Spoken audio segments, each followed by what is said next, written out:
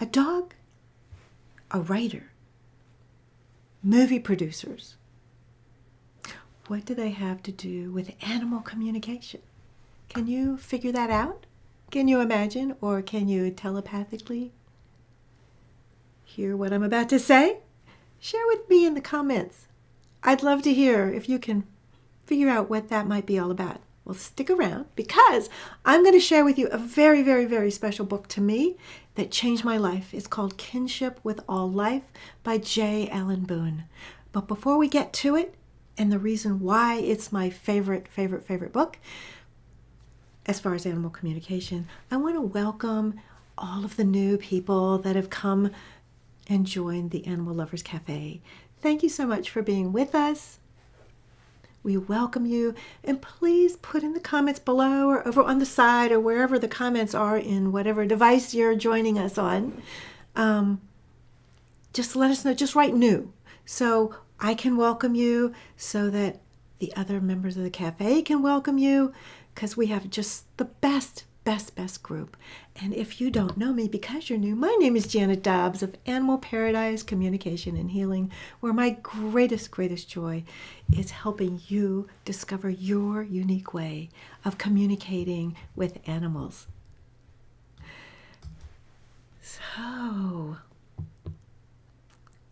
just have to pause for a second because I'm so excited about this topic. I've been wanting to talk about this topic and this book for a really long time. So in case you're not familiar with this book, this is a little book called Kinship With All Life. I hope you can see it, by J. Allen Boone. There we go. This book has been around. It was written in the 50s, and it took place a long time before that. So see, it's just this little tiny book. It's a real easy read. I highly recommend it to all of my animal communication students. Why? Well, for those of you, if you've read this book or are familiar with it, please write in the comments and let me know, because I would love to know if there's anybody else that has read this book, because it will impact you. So please, I'm not getting paid anything for this. It's just that I recommend this book to all of my students, anyone that's interested in learning a little bit more about animals and kind of opening up to possibilities. And back when this was written in the 50s, there was nothing. There weren't people that were, hi, Facebook user. It's Elizabeth. Hi, Elizabeth. Nice to see you. So welcome. And I welcome everybody else that's here with us. I'm just getting started. So talking about Kinship with All Life. And I know you've read it. So I know that you have read it, and feel free to share how this book impacted you.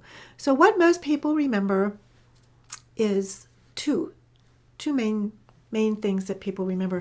The book starts off talking about this dog called Strongheart.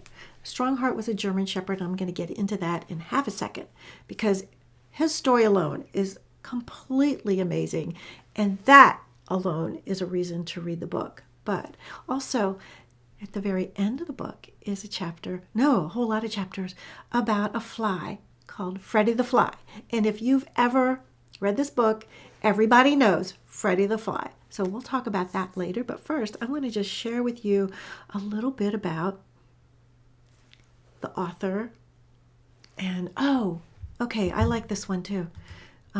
So relationship with insects. Yeah, that was really good. So this whole book has chapters about this. Okay, let me start over. So the book is written by J. Allen Boone, and it's true.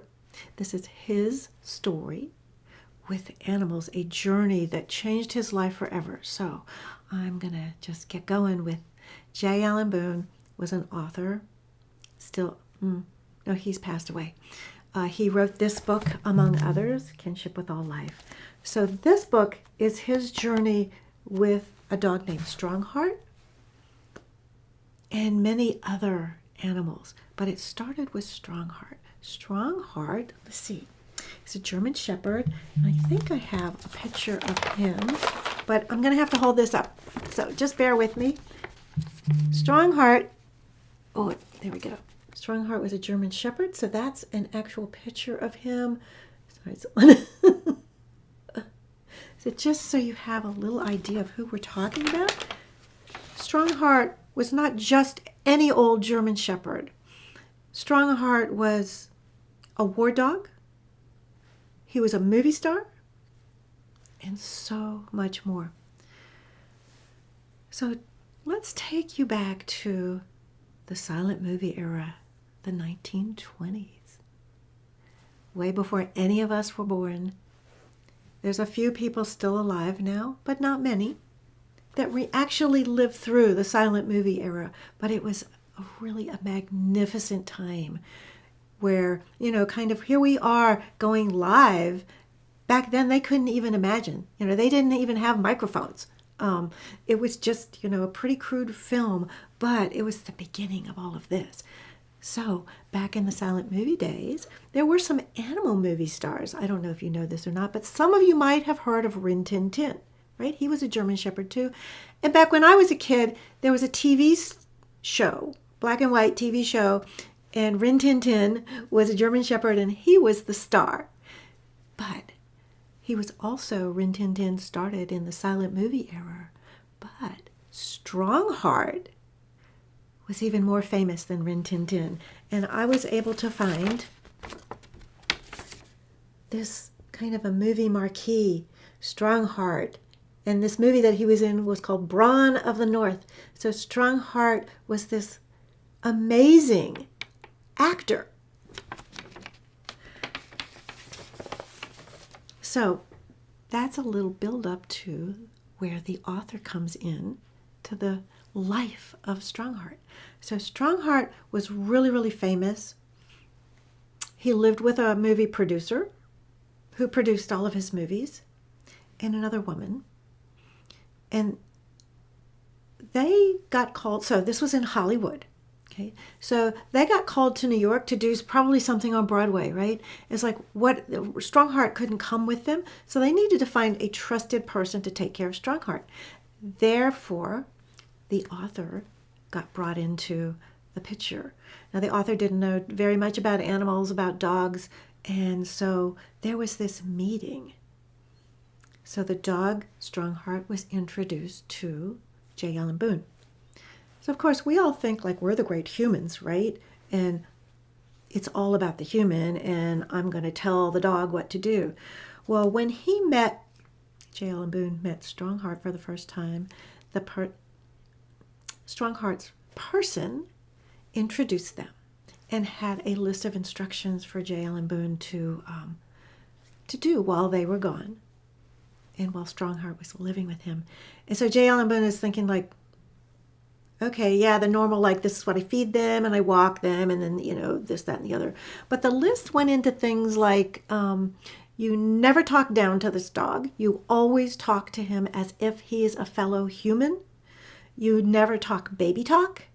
You just treat him, you talk to this dog, Strongheart, just like you would talk to your friend.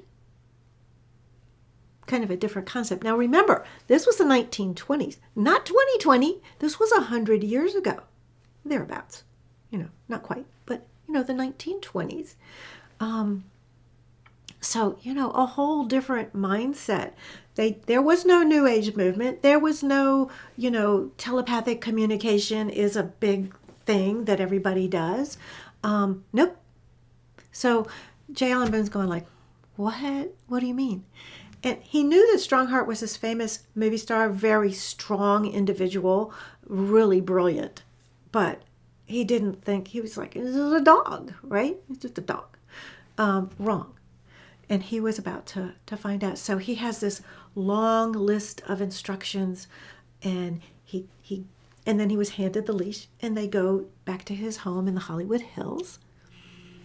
And as J. Allen Boone was unlocking the door, Strongheart stepped forward, took his mouth, and opened the doorknob, pushed the door open, walked into the house, and looked back at J. Allen Boone for a little bit, and then he just went from room to room to room, checking everything out, patrolling, just like the military dog that he was, highly, highly trained in that respect. And then also the movie actor, highly, intellectually brilliant mind of his own, checking out the house, checking, then he came back and was like, kind of made friends with J. Allen Boone, kind of licked his hand and was like, okay, I've got it. Okay, this place is okay. And then proceeded to let himself out the back door, no dog door, just opened it himself, went out, checked out the surrounding area, the grounds, and came back and was like, oh, okay.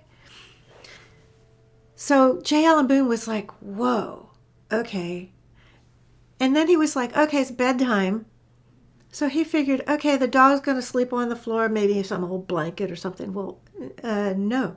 The instructions were that Strongheart was to be in bed with him and be able to see the door, because he was always on guard, but he was also just part of the family, So that was just kind of their beginning, and J. Allen Boone going like, I have no idea what to do or how to be with this dog. I'm not a dog person, and this dog is really different. I don't get it. So, yeah, I'd love for you to, if you have any comments or thoughts about a dog, Strongheart, the movie star, but also the brilliant being, and someone who doesn't know anything about animals and thinks that they're just this being, but doesn't have a clue, right? So moving a little fast forward, in the day-to-day, there was one thing that he was told, that every day, J. Allen Boone, was to read to Strongheart, excuse me, and it was supposed to be something that was mind-stimulating. And J. Allen Boone, being a writer, was like, okay, cool, but really, to a dog? Okay, so he did. He followed all the instructions and, just started having some getting to know each other, living day to day. And so being the writer, J. Allen Boone was sitting at his typewriter and Strongheart was outside doing his own thing, right?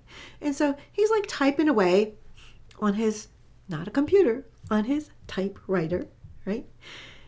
And he was like, he had this thought in his mind. He didn't say anything out loud, but he was like, should I continue writing my article, or should I change my clothes and go with Strongheart on a walk in the countryside and the hills, I guess the Hollywood Hills? And no sooner did he have that thought, Strongheart came running from outside, wherever he was. He came and he sat at his feet and looked up at him. And then he went into the bedroom and he grabbed his blue jeans. And then he went back in the bedroom and grabbed his shirt. And he went back in the bedroom and grabbed a boot, walking boot, right? And he went back and got the other one. And, he just got everything that J. Allen Boone needed to put on to go for a walk. And J. Allen Boone was going like, what the heck just happened? I didn't say one word. He wasn't even in the house with me. How did this happen? So they went for this really lovely walk in the mountains, and the whole time J. Allen Boone is going like, how did that happen? I didn't say anything. Do all dogs do this? So being the investigative kind of journalist that he was, J. Allen Boone started asking every dog person he could find. So dog trainers, the dog catcher. He just went from, show dog people. He went and asked every single dog professional, do all dogs do this? And a lot of them just stayed with the physical stuff, and they would just change the subject and go back to how do you train a dog, right? But not into this telepathic communication that happened between him and Strongheart. And it happened all the time. That wasn't the first time. And he just wanted to, he looked at books, and there was nothing written about this phenomenon. And it was all about training. So what he called is there's facts and there's opinions, right? So he did find someone who was very, very, very, very in tune with nature and with animals. The guy's name was Mojave Dan. He lived in the desert. He was a free spirit. I mean, literally. He lived with dogs and burros. And evidently he lived in a tent, so he moved wherever he wanted to go. And if he needed money to buy food for himself or his animals, he would pan for gold and get just enough gold to buy whatever their needs were. He never took more than he needed, but kind of an interesting character that J. Allen Boone had known. And so he went in search of him, and he says, if anybody knows the answer to this phenomenon, it would be Mojave Dan. So he went to this place in Nevada, to this store, and Mojave Dan happened to be there. We know how that goes, right? And Mojave Dan was a man of very little words. And they went to where his campsite was. They hung out. He stayed for dinner. And he asked the question,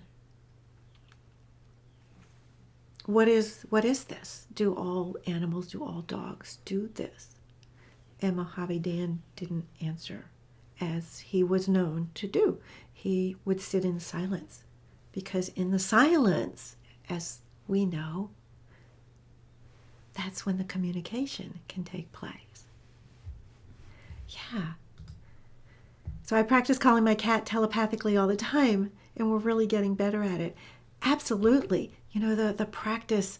So everybody, try that, telepathically communicating with your dog, cat, horse, bird, anybody.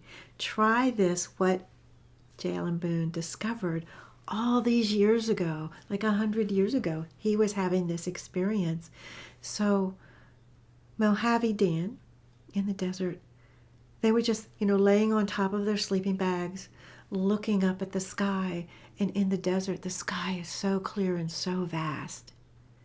And J. Allen Boone, he knew that Mojave Dan tended not to speak words. Maybe sometimes he wouldn't say anything to certain people. But he wasn't too uncomfortable with that. But, a lot of us can't stand the silence, right? But that's where the true communication takes place, in the silence. And as J. Allen Boone was getting ready to leave, Mojave Dan said, if you want opinions, ask a human. If you want facts, ask the animal. So as my animal communication teacher would always say, when we're saying, why does the animal do that? It was like when I was on a whale trip with her and a group of animal communicators, and there were scientists and all. The question came up, why are the humpback whales have all these big scrapes on their backs, especially the females? Why do the females have these long gouges on their backs? And so the scientists were all sitting there going, well, it could be this, or it could be that, or scientifically it could be this. And Penelope's like, well, ask the whale.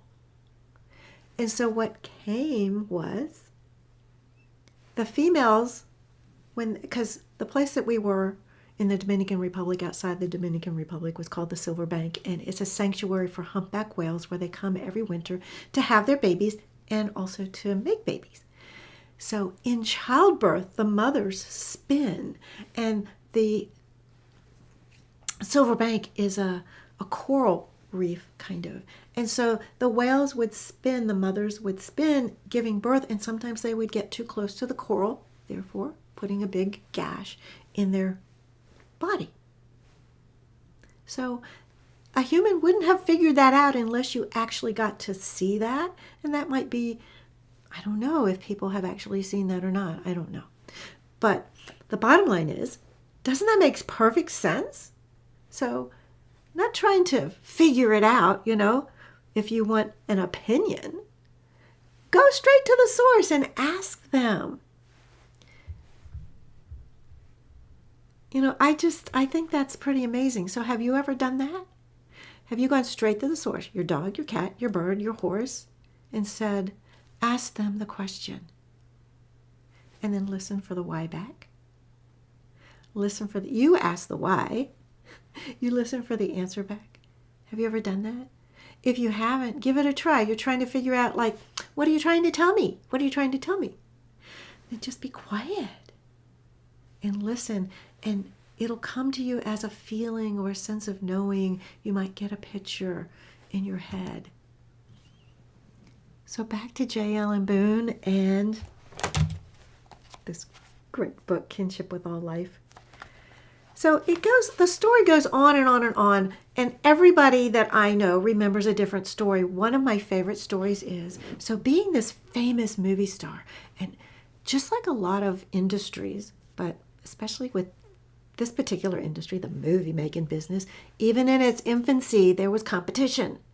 You know, it's all about money, right? So who can fill the box office?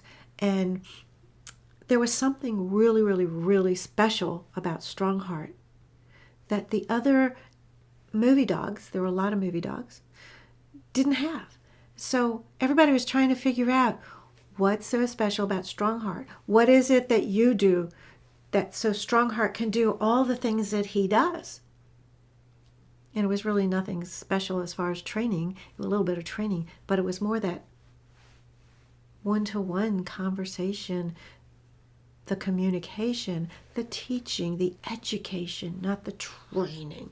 But anyhow, there were a lot of bad people. And so one time, J. Allen Boone took a meeting with this guy that was supposed to be a journalist, right? And he wanted to interview Strongheart and J. Allen Boone because the movie producer that was Strongheart's person was in New York. So J. Allen Boone took the interview, and they were sitting, and this supposed journalist was asking, questions, but they weren't the kinds of questions that would normally be asked.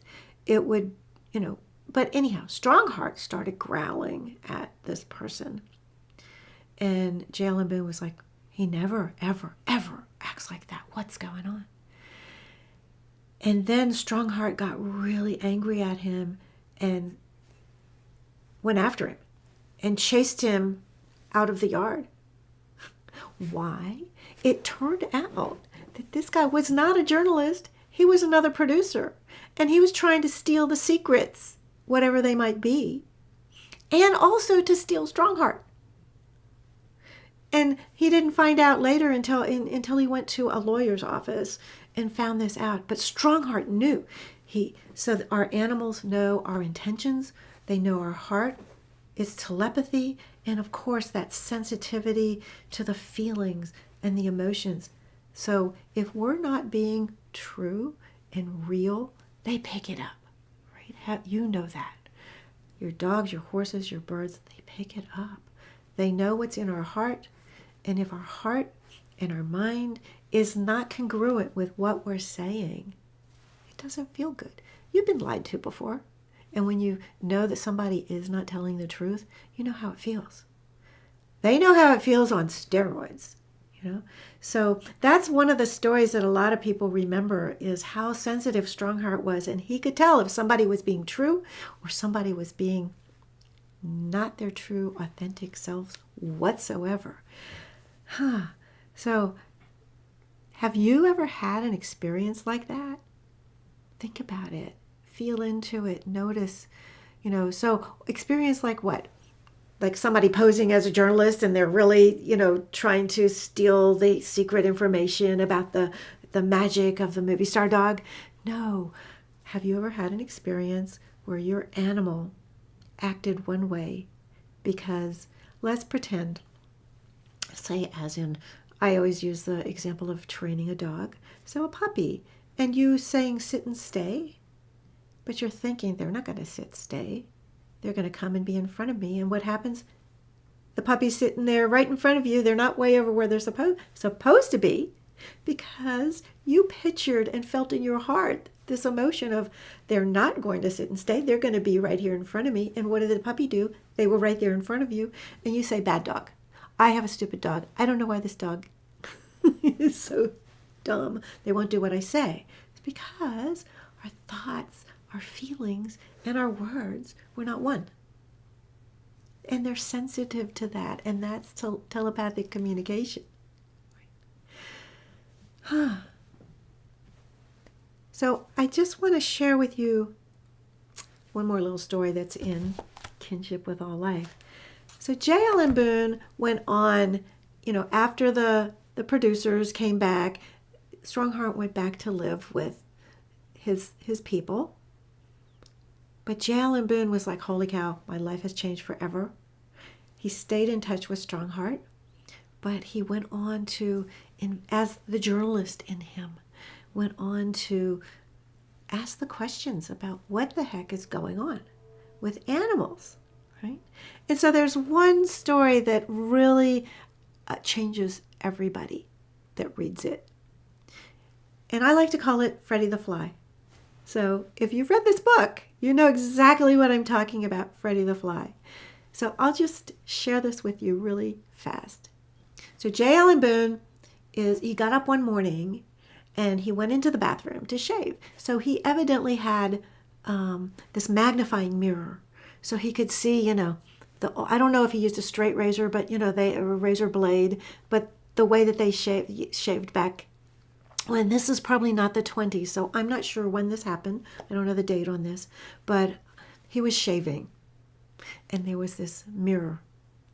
And all of a sudden, this little fly landed. Okay, let me see. So let's pretend this is the mirror. The fly landed like right here. And so he's shaving away and he sees like this fly. He's like, what the heck? What is that? Oh, whoa, it's a fly. Okay.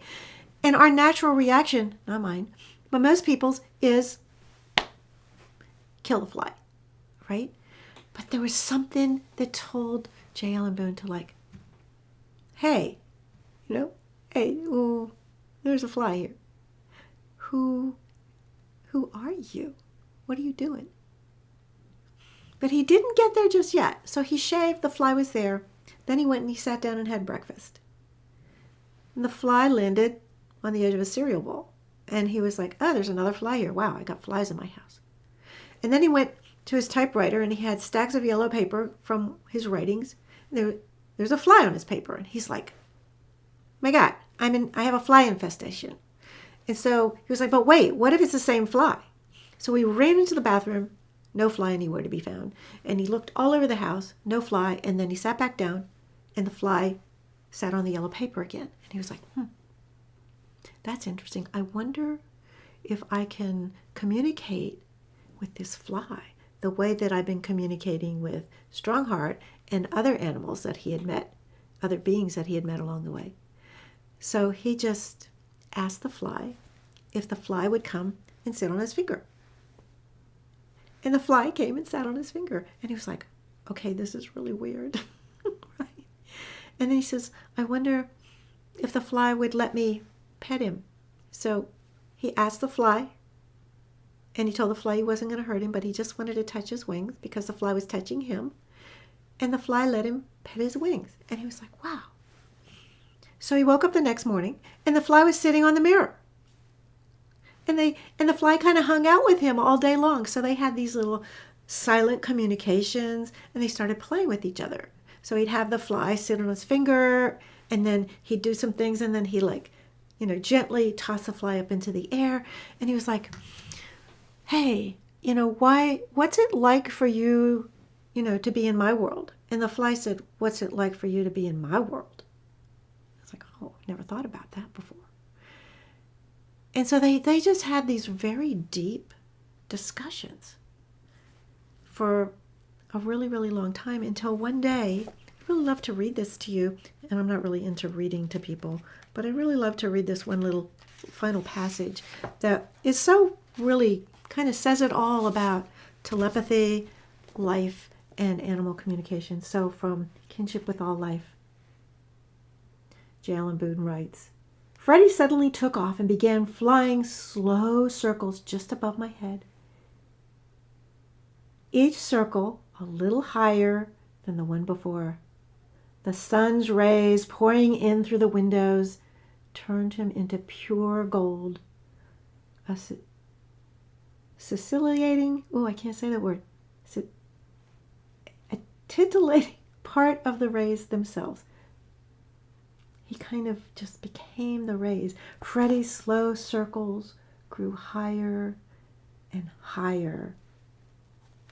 I wondered what had led him on his mind and where he was going. Round and round he went in the golden circling in the sunshine. Then he became so fused with the sun's rays, so much a part of the glory of the morning itself, that it was impossible to distinguish him as a separate object. It was all one presence, one substance, one action. And somewhere in it all, my little friend and teacher was being his part in the divinity and divinely motivated grandeur. I never saw Freddie the Fly again. It was a perfect exit by a perfect performer after a perfect performance. So that gives you a little idea of this book, what it is, what it's all about. But it's about the oneness of all that is. And the title of the book, Kinship with All Life. So it's not just kinship with our dogs and cats, but J. Allen Boone went on to become friends with plants, insects, reptiles, all kinds of beings. So I hope you've enjoyed that little synopsis of Kinship with All Life, the book that changed my life and really opened me. Back when I started learning animal communication, there was maybe 1 or 2 books about animal communication. That was back in the 90s. But this book resonated with me like, oh, this is how it works. This is how it happens. So I highly recommend that you read it. It's an easy peasy read. The chapters are just a couple pages. It's so much fun. The writer is an excellent writer. So I highly recommend that you get this book and read it and enjoy it. And you will never look at flies the same. You will never look at any living being, including humans, in the same way. So I hope that please don't forget to like and subscribe. If you want to be here, in the cafe, you can get notified so you won't miss anything. We're going to have some really extra special guests with great topics, coming your way really soon. In November. So we're in November. I can't believe it. So I just want to thank you all for being here with me. I look forward to reading your comments and hearing all about what you think about Strongheart or about Freddie the Fly and telepathic communication and how it works. The silent language, we all do it. So go out and have fun with your animal companions and bring your comments and experiences back to the cafe. Please share pictures of your animal companions. I just want to thank you so much for being here. And thank you so much. It was like, I don't know, I've never really been a storyteller before. So this is all new for me.